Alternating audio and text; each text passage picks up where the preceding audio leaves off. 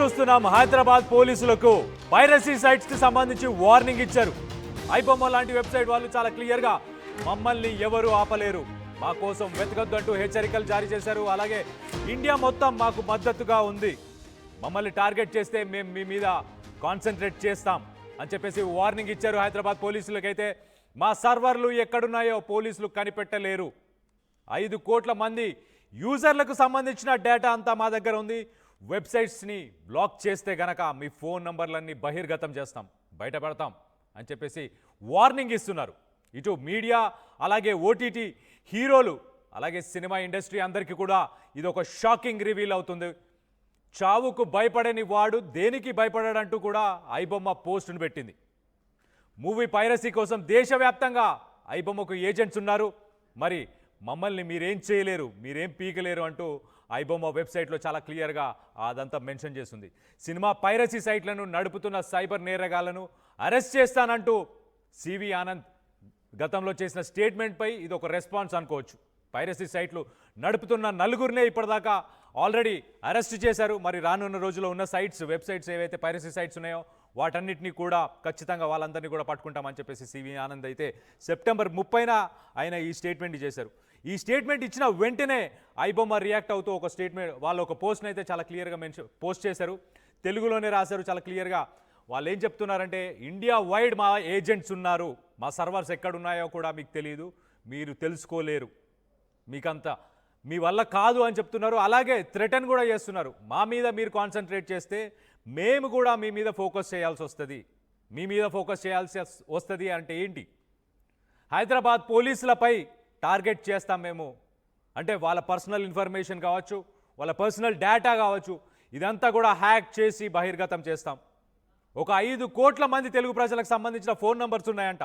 ఆ phone numbers అన్నీ కూడా మరి బ్లాక్ మార్కెట్లో అమ్ముతారా, లేకపోతే బహిర్గతం చేస్తారా, ఏంటి వాళ్ళ ఉద్దేశం ఏంటి? మొత్తం మీద ఇటు సివి ఆనంద్ హైదరాబాద్ పోలీసులు అలాగే దాంతోపాటు ఇటు పైరసీ వెబ్సైట్స్ రెండింటికి మధ్య ఓపెన్ వార్ డిక్లేర్ చేసుకున్నారు. సోషల్ మీడియా మాధ్యమం వేదికగా పైరసీ సైట్లు వాళ్ళు వార్నింగ్ ఇస్తున్నారు. అలాగే సివి ఆనంద్ అలాగే హైదరాబాద్ పోలీస్ కమిషనర్ వీళ్ళందరూ కూడా చాలా క్లియర్గా పైరసీ వెబ్సైట్స్ని ఖచ్చితంగా అడ్డుకుంటాం. మనం 2-3 రోజుల కిందనే చూసాం, కొంతమందిని ఆల్రెడీ పట్టుకున్నారు. దాదాపు 20,000 కోట్ల నష్టం జరుగుతుంది సినిమా ఇండస్ట్రీకి. ప్రతి సంవత్సరం కొన్ని వేల కోట్ల నష్టం జరుగుతుంది. సినిమా రిలీజ్ అవ్వక ముందే పైరసీ వెబ్సైట్లో పెడుతున్నారు. అలాంటి ఒక పరిస్థితి ప్రస్తుతానికైతే తెలుగు రాష్ట్రాల్లో నెలకొంది. ఐబొమ్మ మీరు నన్ను ఏం చేయలేరు అని చెప్పేసి చాలా క్లియర్గా హైదరాబాద్ పోలీసులకే వార్నింగ్ ఇస్తున్నారు. మరి వీళ్ళని పట్టుకోబోతున్నారా, పోలీసులు ఎలా రెస్పాండ్ అవుతున్నారు, అసలు సివి ఆనంద్ గారు ఇంతకుముందు చేసిన స్టేట్మెంట్స్ ఏంటి అనేది ఒక్కసారి చూసే ప్రయత్నం చేద్దాం.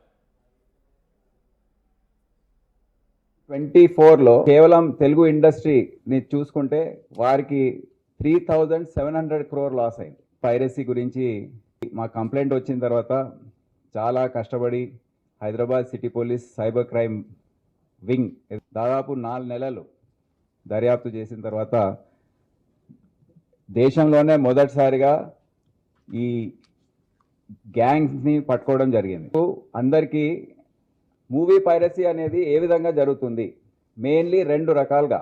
ఇప్పటి వరకు మనం ఒకటే అనుకున్నాం, కానీ రెండో ఎంఓ ఏదైతే ఉందో మోడస్ ఆపరెండై అది చాలా విస్మయం కలిగించే అంశం. అది ఒకటి ఏంటంటే థియేటర్స్ లో వెళ్ళి క్యామ్ కార్డర్ ద్వారా రికార్డింగ్ చేసి ఆ మూవీని దాన్ని అప్లోడ్ చేసి చిత్రపరచడం. రెండవది hacking of servers of digital media houses. ఈ అంశం ఇప్పటి వరకు ఎవరికి తెలియదు, సైబర్ క్రైమ్ వింగ్ వారు కనుక్కున్నారు. సో ఫస్ట్ దానికి వస్తే, ఇప్పుడు దీన్ని ఇంకో చాలా ఆశ్చర్యం కలిగించే విషయం ఏంటంటే ఇదంతా ఎవరు స్పాన్సర్ చేసి ఎవరు నడిపిస్తున్నారు. Mainly betting and gaming apps ఏవైతే ఉన్నాయో వారు ఇది స్పాన్సర్ చేస్తున్నారు. అది కూడా ఒక తెలియని విషయం, విస్మయం కలిగించే విషయం. ఆ లింక్ ఏదైతే ఉందో అది ఇప్పుడు బయటపడింది. బెట్టింగ్ గేమింగ్ ప్లాట్ఫామ్స్ ఏవైతే ఉన్నాయో దానికి ప్రచారం ఇవ్వడానికి అడ్వర్టైజ్మెంట్స్ ద్వారా ప్లస్ ఈ మూవీస్ ద్వారా వారికి ఆ ప్రచారం చెందుతుంది. ఇంకా చాలామంది దాంట్లో అందుకే బెట్టింగ్ గేమింగ్కి అలవాటు పడుతున్నారు. రైట్. సో 2 రకాలుగా ఈ పైరసీ అనేది జరుగుతుంది. ఒకటి థియేటర్స్కి వెళ్ళి క్యామ్ కార్డర్ని యూజ్ చేసి రికార్డ్ చేసిన తర్వాత వాటిని ఆ వెబ్సైట్స్లో పెట్టడం జరుగుతుంది. ఇంకొకటి డిజిటల్ సర్వర్స్ ఏవైతే ప్రొడక్షన్ హౌసెస్కి సంబంధించి సినిమాకి సంబంధించిన డిజిటల్ సర్వర్స్ ఏవైతే ఉన్నాయో వాటిని హ్యాక్ చేసి క్వాలిటీ ప్రింట్స్ని అక్కడి నుంచే తీసుకొని వాళ్ళు పైరసీ వెబ్సైట్స్లో పెడుతున్నారని చెప్పేసి చెప్పుకొచ్చారు. మొత్తం మీద సివి ఆనంద్ ఒక ఉక్కుపాదం, హైదరాబాద్ పోలీసులు ఉక్కుపాదాన్ని ఈ పైరసీ వెబ్సైట్స్పై వేసే ప్రయత్నం చేస్తున్నారు. కానీ మొత్తానికైతే ఐబొమ్మ లాంటి పైరసీ వెబ్సైట్స్ పోలీసులకే వార్నింగ్లు ఇస్తున్నారు. మరి ఎలాంటి వార్నింగ్లు ఇస్తున్నారు ఏంటి అనేది ఒకసారి మా ప్రతినిధి పవన్ ఉన్నారు, పవన్తో మాట్లాడి తెలుసుకునే ప్రయత్నం చేద్దాం. పవన్, చెప్పండి, అసలు ఐబొమ్మ లాంటి పైరసీ సైట్స్ని మరి వాటన్నిటిని క్లోజ్ చేయడం, వాటన్నిటిని ఫోకస్ చేస్తున్నారు హైదరాబాద్ పోలీసులు, మరి వాటన్నిటిని టార్గెట్ చేస్తున్నారు. కానీ ఎట్ ద సేమ్ టైం ఇప్పుడు పైరసీ వెబ్సైట్స్ కూడా పోలీసులకే వార్నింగ్ ఇస్తున్నాయి. దానిపై ఎలాంటి స్పందన ఉంది? అసలు ఇంకా డీటెయిల్గా చెప్పండి, అసలు ఏం వార్నింగ్స్ ఇస్తున్నారు వాళ్ళు? కళ్యాణ్, ఇటీవల ఐబొమ్మ సహా 65 పైరసీ వెబ్సైట్లపై హైదరాబాద్ సైబర్ క్రైమ్ పోలీసులు Telugu film chamber of commerce ఫిర్యాదు చేసింది. సో ఈ ఫిర్యాదుని తీవ్రంగా పరిగణించిన పోలీసులు దర్యాప్తు చేపట్టి ఒక పైరసీ ముఠాను ఛేదించి 5గురిని అరెస్ట్ చేశారు. ఈ సందర్భంగా సిపిసివి ఆనంద్ మాట్లాడుతూ పైరసీ కారణంగా కేవలం 2024లోనే తెలుగు చిత్ర పరిశ్రమకు సుమారుగా 3,700 కోట్లు భారీ నష్టం వచ్చిందంటూ కూడా ఆయన చెప్పడం జరిగింది. సో ఐబొమ్మ వంటి సైట్లకును ఎంతటి సాంకేతికత వాడినా వదిలిపెట్టేది లేదని, అంతర్జాతీయ సంస్థల సహకారంతో వారిని పట్టుకుంటామని గట్టి హెచ్చరిక అయితే జారీ చేయడం జరిగింది. సో ఈ నేపథ్యంలో ఐబొమ్మ పేరిట విడుదలైన వైరల్ అవుతున్న నోట్ యథాతథంగా ఇలా ఉంది. సో వారైతే ఏదైతే పోలీసులు గట్టిగా దీనిపై పోరాడుతూ ఉన్నారు, సో దీనిపై గట్టి వార్నింగ్ ఇవ్వడం జరిగింది. ఐబొమ్మ కానీ, మూవీ రూల్స్ కానీ, ఇంకా పెప్పం కానీ ఇలాంటి కొన్ని వెబ్సైట్లకు అయితే వార్నింగ్ ఇచ్చారు. కొంతమందిని పట్టుకున్నారు, కానీ వాళ్ళు అసలైన వారు కాదు. కేవలం ఇక్కడ ఉండి లోకల్ సర్వర్స్ మెయింటైన్ చేయడం కానీ, ఇక్కడ పైరసీ చేస్తూ మూవీని వెబ్సైట్ లో పెట్టే వాళ్ళు ఇక్కడ కొంతమంది లోకల్ ని పట్టుకున్నారు, కానీ అసలైన ఓనర్ మాకు ఇంకా దొరకలేదు. అతను విదేశాల్లో ఉంటున్నారు, వీరు సర్వర్లు కూడా దొరకట్లేదు కూడా సిపిసి చెప్పిన క్రమంలో ఐబొమ్మ వాళ్ళు సడన్ సర్ప్రైజ్ గా షాక్ ఇచ్చినట్టుగా మీరు మమ్మల్ని ఏమీ చేయలేదంటూ కూడా ఒక పోలీస్ కే సవాల్ ఇస్తా ఉన్నారు. ఇదంతా కూడా ఒక సినిమా తరహాలో నడుస్తుంది. సినిమాలో విలన్ హీరోని బెదిరించినట్టుగా ఇందులో కూడా సేమ్ ఐబొమ్మ వెబ్సైట్ వాళ్ళు పోలీసుని ఏకంగా తెలంగాణ గవర్నమెంట్ ని ఎదిరించే ప్రయత్నం చేస్తా ఉంది. సో ఇదే క్రమంలో వారు ఏ వెబ్సైట్ మీద ఫోకస్ చేయడం అది అప్పటి నుంచి పోలీసులు అయితే నిరంతరంగా కంటిన్యూ చేస్తా ఉన్నారు. ఏ విధంగా వారు ఏ వెబ్సైట్ యూజ్ చేసినా కూడా వారిని పట్టుకునే తీరుతాం, అంతర్జాతీయంగా సలహాలు తీసుకొని అక్కడ పోలీసు వాళ్ళ సహకారం తీసుకొని కూడా వారిని పట్టుకునే ప్రయత్నం చేస్తామంటూ కూడా చెప్పడం జరుగుతూ ఉంది.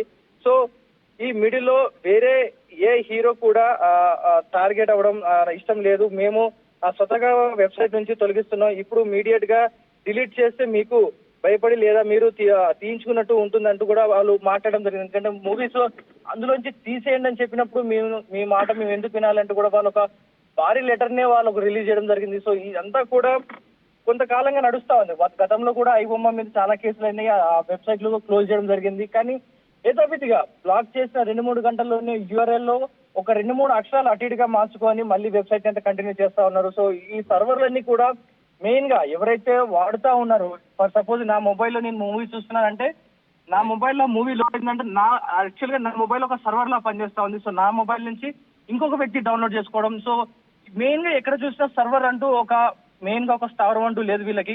సో మన యూజర్లు ఎవరైతే వాడుతున్నారో వారే ఒక సర్వర్ గా పనిచేస్తూ ఉంటారు. నేను డౌన్లోడ్ చేసుకుంటే నా నుంచి మరొక వ్యక్తికి ఆ మూవీ ఫార్వర్డ్ అవుతా ఉంటుంది. ఒకవేళ ఐబొమ్మ వారిపై చర్యలు తీసుకోవాలన్నా లేకపోతే వారిని అరెస్ట్ చేయాలన్నా కూడా ఇప్పటి వరకు ఐబొమ్మ ఎవరైతే వాడారో, ఎంతమంది వాడుతున్నారో, మూవీ రూల్స్ ఎంతమంది వాడారో వారందరూ కూడా విక్టిమ్ గా మారే అవకాశం ఉంది. ఎందుకంటే మన ఫోన్ కి మనం డౌన్లోడ్ చేసుకున్నాం, మన ఫోన్ నుంచి ఇంకొక వ్యక్తికి డౌన్లోడ్ అవుతుంది. కాబట్టి మధ్యలో మనం మీడియేటర్ గా ఉండాల్సిన సిచ్యువేషన్ వచ్చింది. ఎందుకంటే మనకే తెలియకుండా మన ఫోన్ ఒక సర్వర్ లా మారడంతో సాధారణంగా వాడుతున్న వెబ్సైట్లు కొన్ని 100 కోట్ల మంది వెబ్సైట్లు అయితే వాడుతూ ఉన్నారు మూవీ చూడడానికి. ఒకవేళ వారిపై గట్టి యాక్షన్ తీసుకోవాలన్నా కూడా ప్రజలందరి మీద కూడా తీసుకోవాల్సి వస్తుంది. కాబట్టి పోలీసులు కూడా కొంచెం వెనకడుగు వేసినట్టు కనపడుతూ ఉంది. మెయిన్ గా ఎవరైతే హెడ్ ఎవరైతే ఉన్నారో ఈ ఐబొమ్మకి మెయిన్ గా ఎక్కడి నుంచి నడిపిస్తా ఉన్నారు ఈ యాక్షన్ అంతా కూడా దానిపై ఫోకస్ పెడతా ఉన్నారు. ఎందుకంటే ఇప్పుడు సడన్ గా ఇవి బ్లాక్ చేసినా మళ్ళీ వస్తా ఉన్నాయి, యూజర్ల డాటా మిస్ఫైర్ అయ్యే అవకాశం ఉంది. కాబట్టి పోలీసులు కూడా చాలా చాకచక్యంగా మెల్లమెల్లగా అతని ఓనర్ ఎవరైతే ఉన్నారో అతన్ని పట్టుకునేంత వరకు కూడా ముందుగా వివరాలు ఏమి వెల్లడించకుండా ఇన్సైడ్ గా ఇన్వెస్టిగేషన్ అయితే చేస్తా ఉన్నారు. సో ప్రతి ఒక్కరు కూడా యూజర్లు వాడేవారు జాగ్రత్తగా ఉండాలంటూ కూడా పోలీసులు హెచ్చరిస్తా ఉన్నారు. Right Pawan, thanks for the update. ఒక్కసారి